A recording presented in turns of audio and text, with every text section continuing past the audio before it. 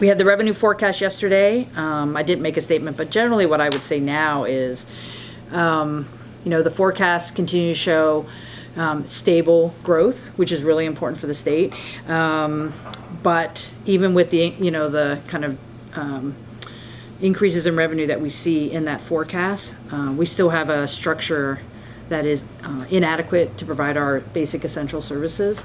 I think when you compare the resources necessary to meet the status quo of what we currently do in the state, even new revenue is not quite keeping up.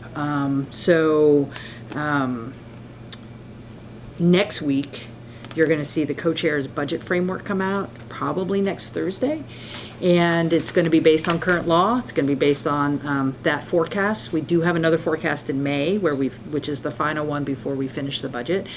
What you're going to see from the three co-chairs next week is a very realistic assessment of where we are.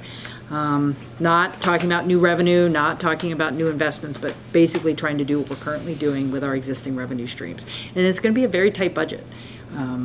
And it'll be a little different from the governor's budget, because it always is different, because that gets done last year. This one is more current in terms of the forecast, and it's really based on what we think we can accomplish.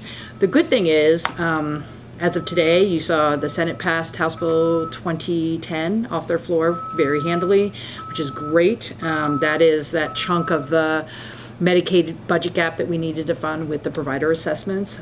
And we still have a Medicaid budget gap. But that piece will get included in the co-chair's framework next week. That was one of the reasons we wanted to get it done by the end of February. So their budget framework in early March would reflect at least that additional set of dollars for the Oregon Health Plan budget. But the budget next week, trying to continue doing what we're doing is going to be difficult. And no matter what happens on schools and funding and new revenue, we still have to have a balanced budget by the end of June. And that framework will start the traditional budget, more serious budget deliberations here in the Capitol. The Ways and Means Committee will be hitting the road for field hearings starting the 9th of March. They're going to be in Coos Bay, then Pendleton, Redmond, and then finish up in Portland. So if you follow any of that, we look forward to seeing you on the road. So one of the reasons I wanted to have the media avail today is it's the end of February.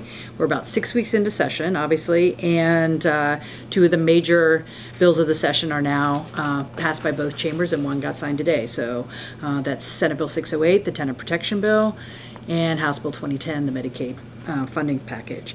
Really important. Needed to get those done. They are finished, and that is now we're pivoting to what happens with the rest of the session. Before I talk about the sheet I handed out, I just want to remind people on the Carbon Reduction Committee, they have more public hearings Friday and Saturday. And that will kind of wrap up their first round of public hearings on the bill, with the intention of gathering all the feedback to have an amendment to the bill introduced hopefully next Friday. So again, process, feedback, more language, more process. So these are very big bills. So the Carbon Reduction Committee will be taking all the feedback they've gotten on the road shows under consideration and come out with a revised version